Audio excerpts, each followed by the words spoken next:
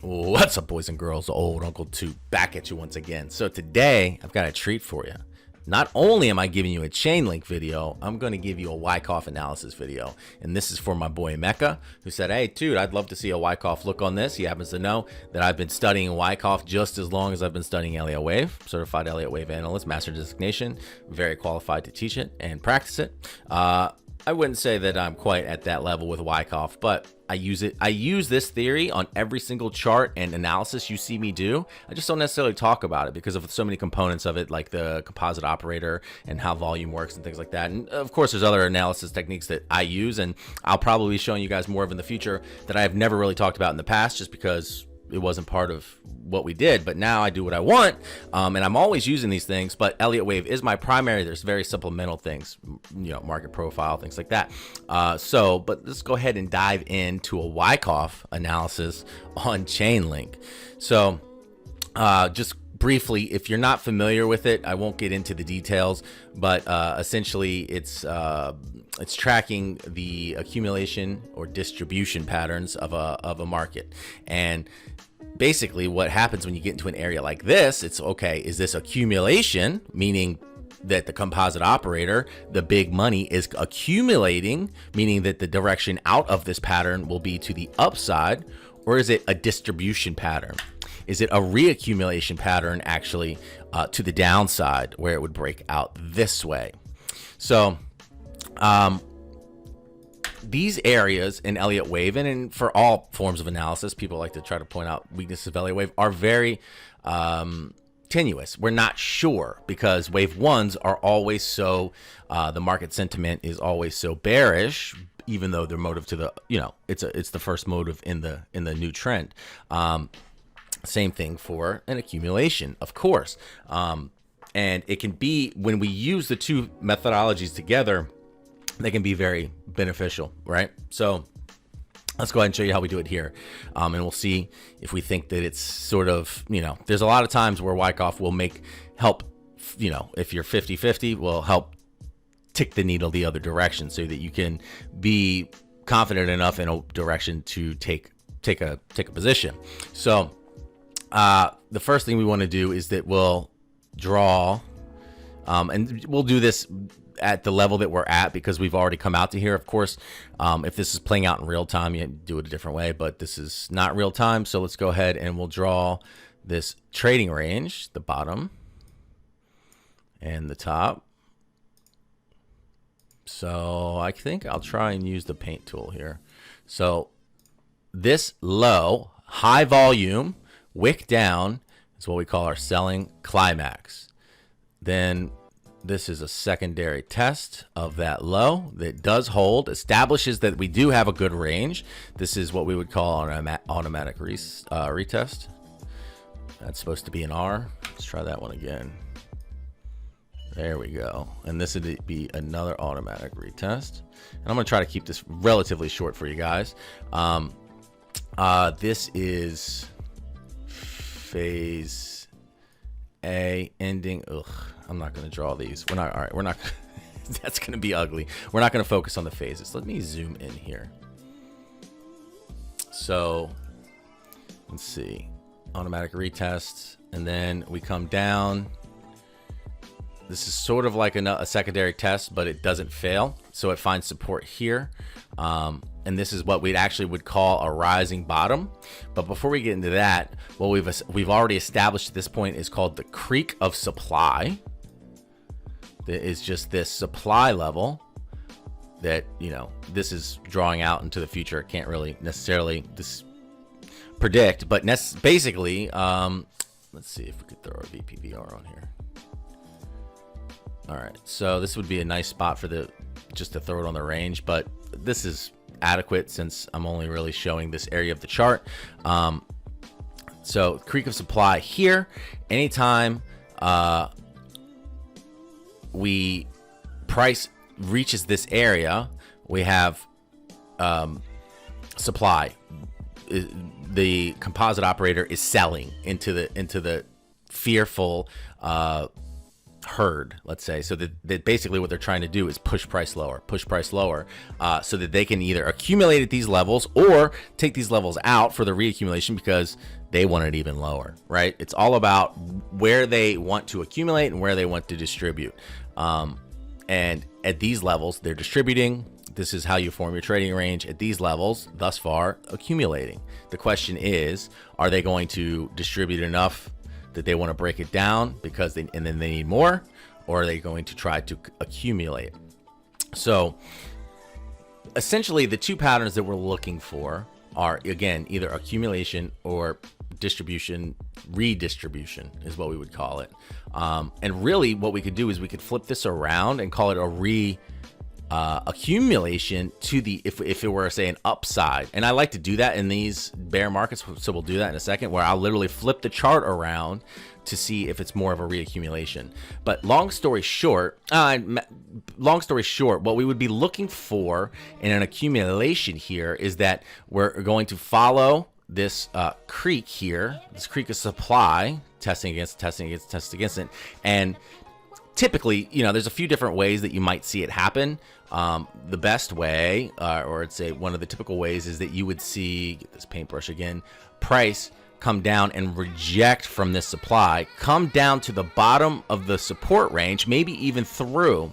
However, this is where you would see supply step in down here because the composite operator is looking to accumulate these levels, and we would spring up and potentially retest and then climb out and do a bunch of stuff over on this side. But this is the big part of seeing this is where you really want to take your long positions, right? Unless you're like really trying to accumulate like a bank or something, which we don't have the funds to do that, right? We're trying to be a little bit more precise in what we do. And of course, we're incorporating Elliott Wave into this, and we'll get into that here at the end and how it supports and which one that I think that it is, because this accumulation is very similar to a redistribution up to the point that we're at. So what we're going to want to look at is, I won't even flip the chart, because essentially what we're going to look at is that if we were to now this we want to break down here now, but if one of the other less common but very bullish ways that we could see, and the way the action that we're getting here is they could happen. I don't, again, think this will happen, but you could break through the creek of supply, retest, and then go. Now, what you would be looking for here to know that, again, while I haven't even told you on the downside what you're looking for to confirm that it's actually a spring that's going to happen and not a continuation of the pattern, or a continuation of the selling. So what you would look for here is that you sell down, volume spikes here. Again, I said that, and then we suck right back into the range. And if we do retest this trading range again, it holds, and that's really like your strong area of being able to pick it with a Wykcoff. Just using Wykcoff. Of course, we like to use Elliott Wave, which to me can get you down here. But we really won't get into all that. That's more advanced and for the Discord. But what you would not want to see for that is that you come through, and of course you don't wick directly back in, or you wick and then start to accumulate below, right? Then, sort of how I drew that direction. Here, let me try to erase that. You would break through, retest, fail, and then continue to the downside, picking up volume. It happens quickly, so you have to be able to have a plan when you see this, and that's why, for the Wykcoff perspective, to get that spring out and then retest here. And if it's not here, it's here. And if you're looking at a pattern, a Wykcoff pattern of this size, you're looking for a big move, right? If it's an accumulation, big move off of here. So if we get it there, we get it here, it doesn't necessarily matter. Or even if we get it here, because that's another spot that the top of the trading range that you would want to test for support to grab. But down here, this is the more ideal location. What you didn't want to see is breaking through, accumulating below, continuing to grow in volume to the downside. The spring should spike and then calm down and then pick back up strongly, typically you would want to see volume start to increase to get up out of this trading range. However, there are many scenarios where that I see in crypto a lot, especially because us in crypto, man, we're fickle creatures. It's any trading, but more in crypto than any that I've noticed is that people just throw the freaking they rage quit, let's say, put it that way. So what you'll happen to see is that you'll come down here spring, and then that's it, everybody rage quit. So nobody's buying, nobody's selling, everybody's done their panic sell, and then price is organically rising on low volume because there's only bids, there's no ask, and then that's when the composite operator will step in and volume will eventually start to pick up. But so you can't grow super long time without the volume picking up, but it does happen. And that's one of the things where so many people, I think, get volume wrong, because I see that's one of the biggest things I take advantage of on crypto bottoms, the ones that I get. And the reason that I really do that is because I failed in the past with that and saw it the wrong way. And this is where Wykcoff steps in beautifully. Okay, so on the upside, what we wouldn't want to see, again, the best one is where we would spring down. But very bullish alternative to that is where we would break through this creek of supply, retest, climb on out. That's if it continues more. But we sort of just climb up out of the trading range and then hold on support. Now, the two things we'd be looking for is if we break, that would be bad, is if we break out of this supply on spike of volume and then return. Oh, that was a little over exaggerated. On volume and then return into the trading range, especially down into the heart of the trading range.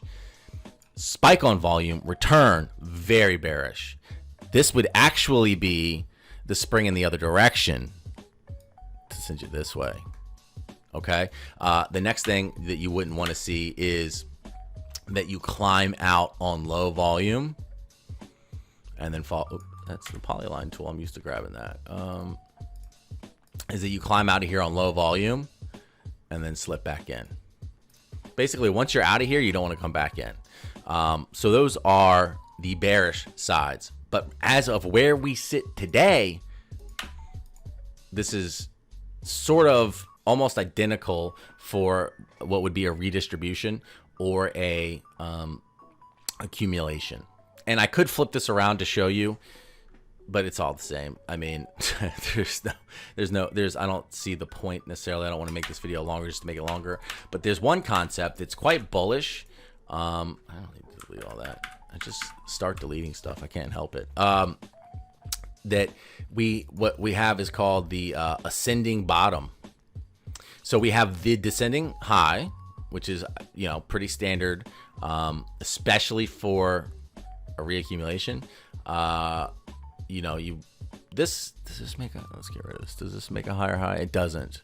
This is higher. So even though you do have descending highs, you have ascending lows, and this is the ascending bottom. This could be a very bullish thing, and that basically what's happening here is that the composite operator is trying to push price down, but the moves down are getting shorter and shorter, meaning that they're shaking less people out. The big move is that the composite operator pushes the ball down the hill, and then all the lemmings run it down. Well, there's fewer and fewer lemmings, so then this could change the composite operator's modus operandi, and they decide to flip long and then come out, and then you're going to look to see that volume confirm. And again, a good test here is a very good spot to take along on a Wykcoff range. And then what this an accumulation range of this size, and I would expect that we do get out to this area. I mean, this is this is going to take us, at least back to these ranges, I would imagine, if not much more. Oops. If not much more. Now, I think that from the looks of it, to me, it looks like it's going to be a spring down. Really, the type of Wykcoff accumulation range that I like to see is that we'll have a spring down. And why? Well, I always say that Link it's one of the hardest charts to do Elliott wave on. You see I see the lots of lower end patterns. Like I can, oh look, there's a zigzag. Oh, there's a flat. Oh, there's an impulse.